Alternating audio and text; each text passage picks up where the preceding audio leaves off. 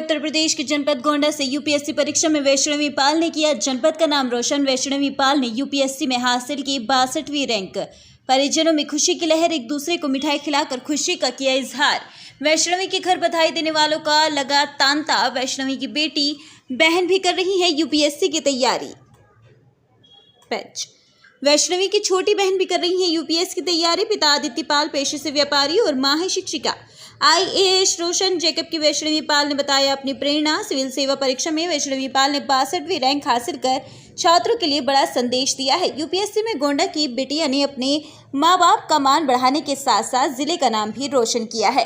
वैष्णवी ने अपनी सफलता का श्रेय अपने परिवार और गुरुजनों को दिया है। इसके साथ ही सफलता के पीछे चल रही स्टडी को मूल मंत्र बताया है। वैष्णवी ने बताया कि मैंने दिल्ली में रहकर 1 साल तैयारी करने के बाद ये सफलता हासिल की है और बचपन से रहा सिविल सेवा में जाने के लिए सपने का लक्ष्य बनाकर पूर्ण किया। उत्तर प्रदेश के जनपद गोंडा से ओमचंद शर्मा की रिपोर्ट। लगाए हैं बस और भैया नमस्ते। हेलो।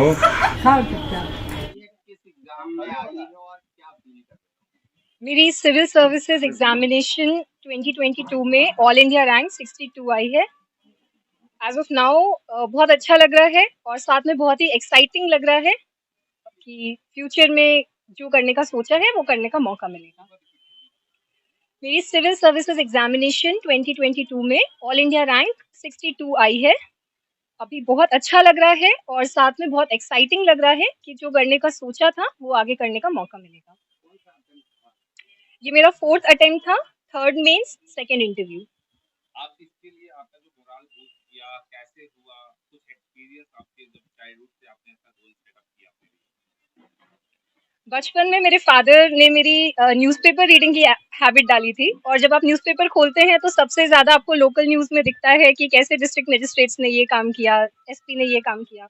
तो मेरा मेन मोटिवेशन वहाँ से आया। फिर जब हम बड़े होते गए और आपको चीज़ें दिखती हैं तो आपको लगता है कि हाँ, आपके पास सपोर्ट सिस्टम है तो आप मेहनत करिए और कोशिश करिए कि आप भी एडमिनिस्ट्रेशन का हिस्सा बने। वो मेरा मोटिवेशन था।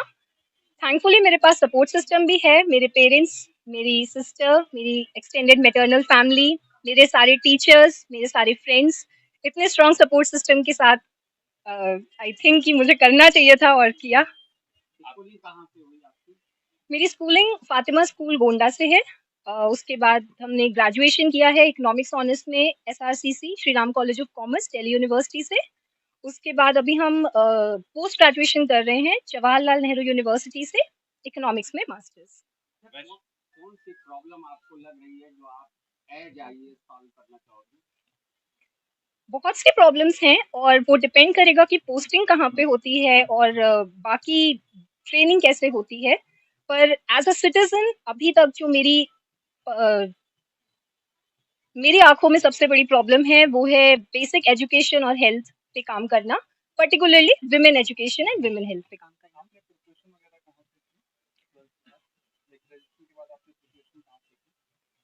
प्रिपरेशन के लिए 1 साल हम दिल्ली में थे। बहुत सारे कोचिंग इंस्टीट्यूट से आपको हेल्प मिलती है, आप मॉक्स देते हैं, मटेरियल यूज करते हैं, तो बहुत सारे का योगदान है। बट ओवरऑल सेल्फ प्रिपरेशन ही होती है। एटलीस्ट मेरी जर्नी में सेल्फ प्रिपरेशन रही है। उसके बाद कोविड आ गया तो हम 2 साल से घर पे ही थे और उसके बाद फिर मास्टर्स करने के लिए अभी हम फिर से दिल्ली में ही थे। तो दिल्ली गोंडा ऐसा रहा, पर मोस्टली सेल्फ प्रिपरेशन ही रही है।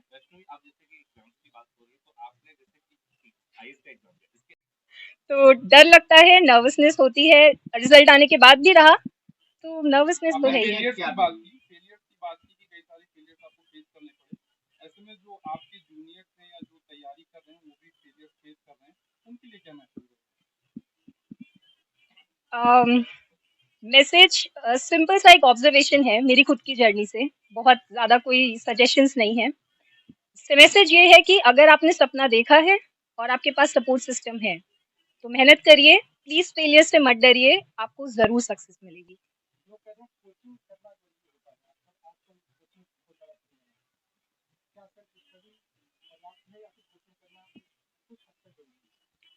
सर मेरा ऐसा मानना है कि आप कितनी भी कोचिंग कर लें, eight the end of the day आपको करनी सेल्फ स्टडी ही है। तो आप अपने हिसाब से देखिए, अगर आपको लगता है कि कोचिंग आपको किसी भी लेवल पे हेल्प कर सकती है, तो वहाँ से हेल्प लीजिए। जैसे मेरे लिए कोचिंग के कंपाइलेशंस बहुत इंपॉर्टेंट होते थे करंट अफेयर्स के, और mock test, prelims, mains, interview सब पे बहुत इंपॉर्टेंट होते थे। पर at the end of the day self study होती है। वन लास्ट क्वेश्चन कि सबका एक कोई लकी चैम होता है, तो आपका क्या? मेरी सिस्टर है, उसने I think she was the biggest supporter मेरी पूरी जर्नी में। और सारे मेरे एटलीस्ट इस बार के तो मेरे सारे पीडीएफ उसने ही खोल के नाम चेक किया है, तो she is my lucky charm. आपकी मदर भी टीचर रही जी। हैं और सेम स्कूल में जहाँ तक स्टडी भी बच्चों पढ़ाती है, तो वहाँ से आपको मतलब क्या लगता है कि वहाँ से भी कुछ आपको लाभ हुआ होगा वहाँ से? अगर आपके पेरेंट्स टीचर्स हैं, कोई भी पेरेंट, तो ट्रस्ट मी आप बहुत डिसिप्लिन लाइफ जी रहे होंगे, आपको पता होगा। तो मेरी मदर का वो डिसिप्लिन, वो डेडिकेशन, पंक्चुअलिटी, ये सब वैल्यूज बहुत बचपन से ही बिल्डअप हुई। और एक फोकस ऑन एजुकेशन, बाकी सब चीजों को पीछे रखो, एजुकेशन को सबसे आगे रखो, वो मेरी मदर ने एक वैल्यू इंस्टॉल की मेरे अंदर। क्या कभी डांटा आपके पेरेंट्स ने? सबको डांट पड़ती है, रोज डांट पड़ती है, अभी 5 मिनट पहले डांट पड़ी है। पढ़ाई के लिए फॉर्चुनेटली नहीं पड़ी। वैसे अभी मैं कुछ रिसर्च कर रहा था, तो मैंने रीड आउट किया कि इसमें इस जिले में एक डीएम हुआ करते थे रतन जैन। जी। तो उन्होंने कभी आपके स्कूल में फातिमा में गई हुई थी, और उन्होंने आपने एक जीडीपी तो शायद you were at age of 8 years almost, तो उन्होंने कहा था आप जीडीपी पे इतना अच्छा कुछ बोली थी, तो उन्होंने कहा था आप गवर्नर बनेगी, आपके फादर से ये बात उन्होंने कही थी। वो आज बात एक आप एक आईएएस के रूप में आज सहमत हुआ, तो कितना आपको लगता है कि एक डीएम ने आईएएस लेवल के अधिकारी ने पहले आपकी बात कही थी, आज वो खरी खरी हो गई? पापा ने बोला है मोस्ट लाइकली उन्हें याद हो, पर पर्सनली हमें याद। अब आप कोई और एग्जाम्स आपने अटेम्प्ट किए? अभी जैसे हमने आपको बताया कि मेरा बचपन से सपना था सिविल सर्विसेज, पर्टिकुलरली आईएएस।